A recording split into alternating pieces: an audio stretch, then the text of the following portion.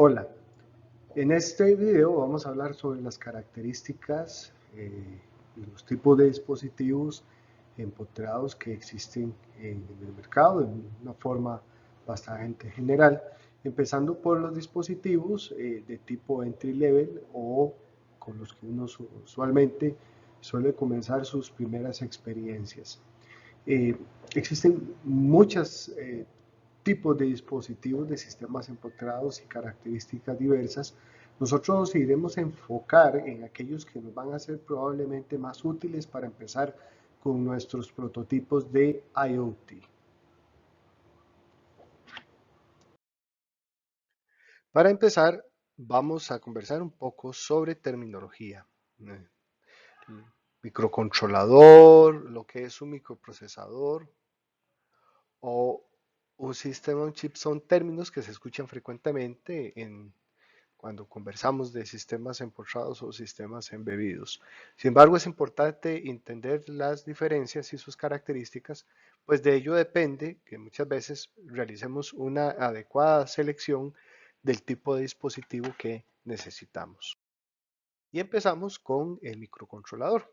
El microcontrolador es un circuito integrado, como el que ustedes ven ahí en pantalla, que está diseñado para cumplir un propósito en específico. Esto es que corre un programa en un hilo eh, cuya función es completamente exclusiva o dedicada.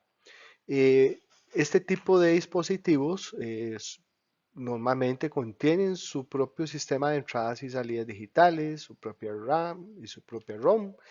eh, Consumen muy poca energía para funcionar y se les conoce también como microcontroladores, con esta abreviatura que ustedes ven acá, o MCU, Microcontroller Unit, como ustedes lo ven acá.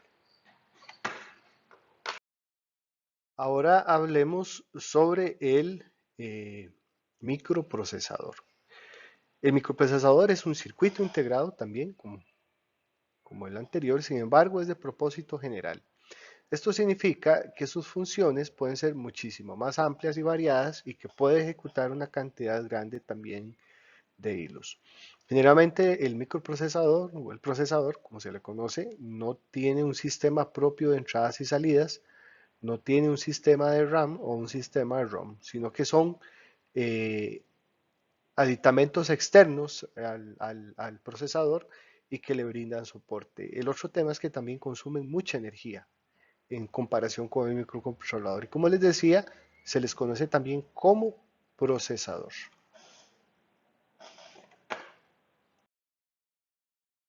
Y finalmente vamos a hablar sobre lo que es un System on Chip o un SoC, ¿verdad? A mí no me gusta decir que es la combinación entre un microprocesador y un microcontrolador, sino más bien que es pues un dispositivo que combina características de ambos tipos de integrados. Un sistema on chip está pensado para ser de propósito general, es decir, que puede realizar múltiples funciones y threads al mismo tiempo. Em, Generalmente incorpora muchos de los elementos de un computador en un solo circuito integrado. Cuenta con un sistema propio de entradas y salidas, con su propia RAM y soporta también el uso de almacenamiento secundario como tarjetas flash, discos SIDE, etcétera. Generalmente cuentan también con conectividad de radio, ya sea por medio de Wi-Fi o por medio de Bluetooth, ¿verdad? Aunque existen otros tipos de radios, ¿verdad? Dependiendo del dispositivo. Generalmente el System on Chip tiene también la capacidad de conectarse con periféricos externos en video, ya sea por medio de HDMI o agregar más RAM al sistema externa, utilizar almacenamientos externos, conectarse cámaras, manejar USB, serial, etcétera. Y pues las aplicaciones preferidas de los System on Chip son en sistemas embebidos, eh, se utilizan mucho también en sistemas móviles y en computadoras personales. Actualmente hay una gran tendencia en los sistemas embebidos y en el IoT a utilizar System on Chip debido a la a esto. Aquí tienen la capacidad de manejar la conectividad en un solo sistema sin necesidad de recurrir a aditamentos externos. Finalmente, en este cuadro les presento un comparativo entre un microprocesador Intel, marca Intel, modelo Core i7-940, y un microcontrolador marca Atmel, modelo ATmega 328, que precisamente este es el microcontrolador que se utiliza en el Arduino Uno R3. ¿Ok? Em, si lo vemos desde el empaquetado del chip, el i7 cuenta con 1366 pines y vean que el microcontrolador tiene muchísimo menos, 48. El microcontrolador cuenta con un solo núcleo de procesamiento, es decir, una sola tarea a la vez, mientras que el i7 cuenta con 4 núcleos, lo que le permite realizar varias tareas al mismo tiempo. El bus de datos de un microprocesador i7 es de 64 bits, mientras que el microcontrolador es de 8 bits. El microprocesador no cuenta con dispositivos de memoria, sino que tiene que utilizar memoria externa. Por lo tanto, debe contar con un controlador de memoria y con un caché que le permita manejar esos dispositivos externos. Mientras que el microcontrolador sí cuenta con su propio sistema de memoria y de caché. Perdón, solamente de memoria, caché generalmente no tienen. En cuanto a memoria, pues vean que es poquito.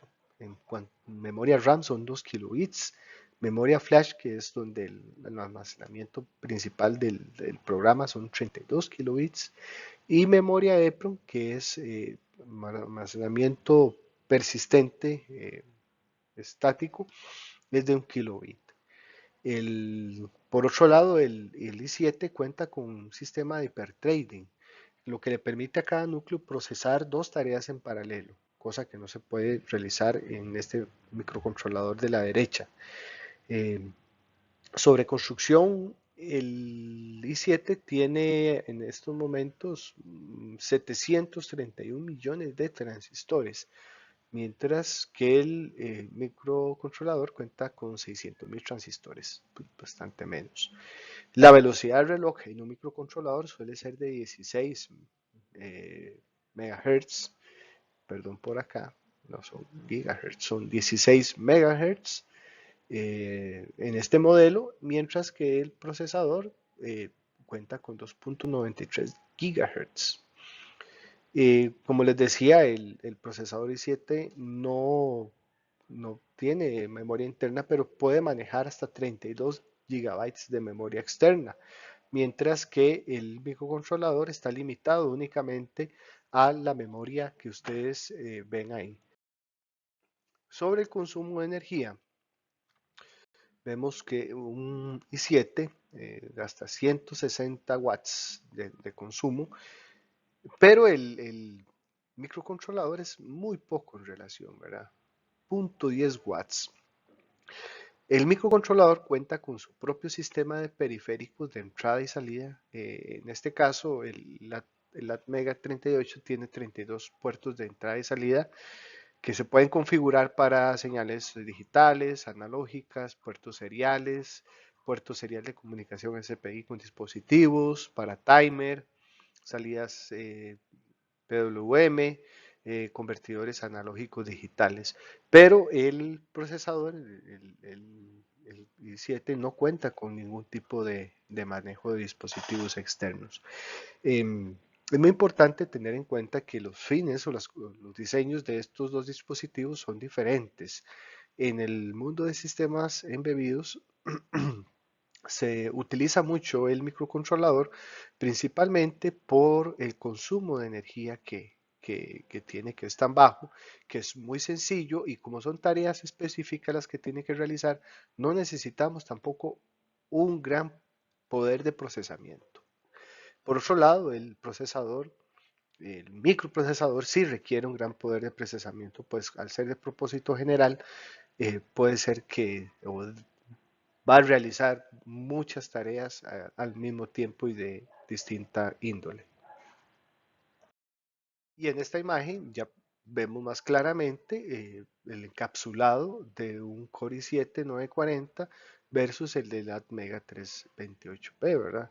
Pueden ver que la cantidad de pines es impresionante. Esta es la parte de disipación de calor porque al eh, disipar tanta energía, él necesita un área de disipación de calor, pero el Atmega 328, como su consumo es bajo y eficiente, pues no necesita ningún disipador de calor.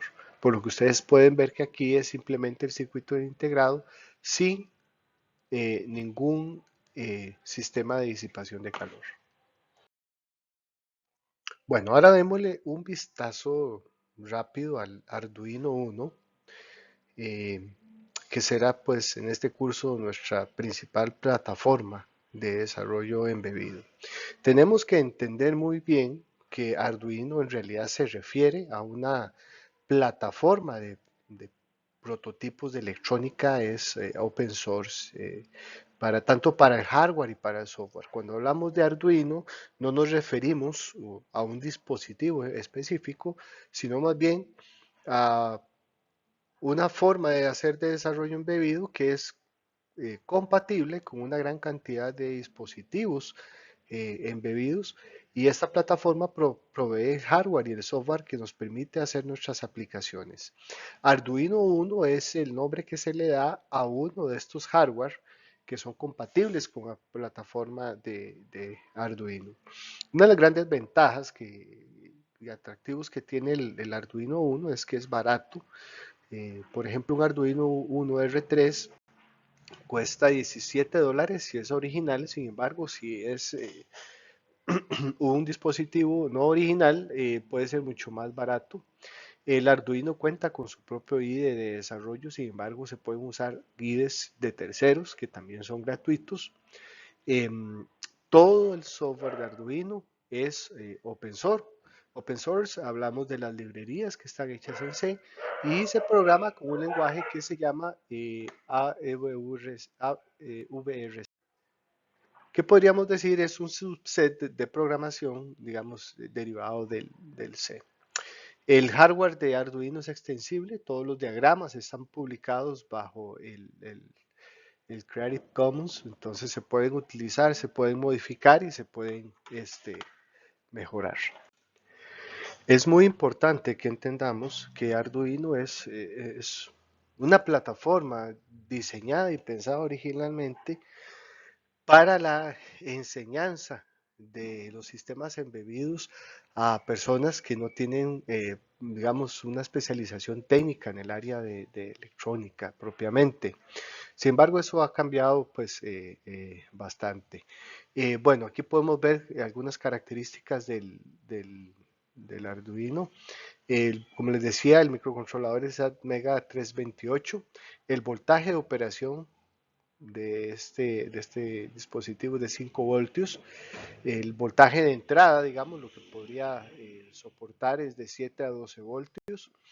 Cuenta con 14 puertos de entrada y salida, de los cuales 6 pueden ser utilizados por modulación por ancho de pulso, que eso lo vamos a ver más adelante. Cuenta con 6 puertos de entradas analógicas. La corriente directa por cada puerto de salida máxima se recomienda que no exceda los 40 miliamperios, que eso lo veremos más adelante, que significa que es un dato muy importante que ustedes siempre deben tener mapeado cuando escogen el sistema de desarrollo embebido. Cuenta con 32 kilobits de memoria flash, ¿verdad? De esos 32 se toman 0.5 para el bootloader, que es el programa que se encarga de tomar el programa que hace el usuario y ejecutarlo. Cuenta con 2K de kilobits de memoria RAM y 1 kilobit de memoria EPROM, eso lo vimos en el cuadro anterior. Puede comunicarse serialmente con otros dispositivos, ¿verdad? Es un serial de 5 voltios y maneja dos puertos para interrupciones externas, que ya veremos más adelante qué son las interrupciones, y cuenta también con interfaces SPI y PWM. SPI es eh, un protocolo de comunicación serial para dispositivos. o hardware periférico del sistema embebido. Y PWM es una técnica de generación de señales, de modulación de señales, muy empleada también en problemas de IoT. Por otro lado, si hablamos de System on Chip o SoCs, podemos hablar rápidamente del famoso Apple M1 que fue recién lanzado ahora en el 2020. Em, este es un sistema on chip básicamente para propósito general basado en arquitectura ARM. Cuenta con 8 cores, el CPU usa tecnología de 5 nanómetros. Cuenta con una unidad de procesamiento gráfica de 8 cores, ¿verdad? De 2.6 teraflops, y cuenta con almacenamiento RAM integrado, ya sea de 8, de 16 gigas, em, con RAM de 4266 MHz. Y aquí a la derecha pueden ver el sistema. Como pueden ver, es todo un sistema computacional de propósito general en una simple tarjeta.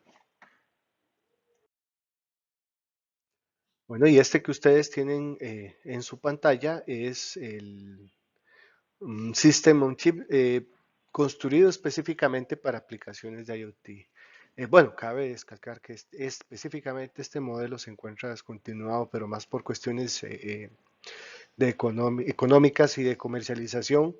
Eh, Sin embargo, es interesante revisar esta oferta, pues hay otras similares, que es un sistema que cuesta $9, o costaba $9 únicamente. Tenía un CPU de 1 GHz basado en arquitectura ARM, contaba con 512 megas de memoria DR3, almacenamiento flash de entre 4 y 8 gigabytes, y se alimentaba con 5 voltios. Contaba con radios de Wi-Fi en modo BGN, con Bluetooth 4.0, controlador USB, en salida de video compuesta, salida de video por VGA y HDMI, soporte de hardware y software en open source, 45 puertos de entrada y salida, 45 puertos de propósito general, tenía interfaces de comunicación OneWire y 2C, salidas PWM, salida serial a consola, soporte de Ethernet vía el puerto USB, como les decía, fuente de poder desde de 5 voltios, ¿verdad? Almacenamiento on board de flash de entre 4 y 8 gigabytes, dependiendo.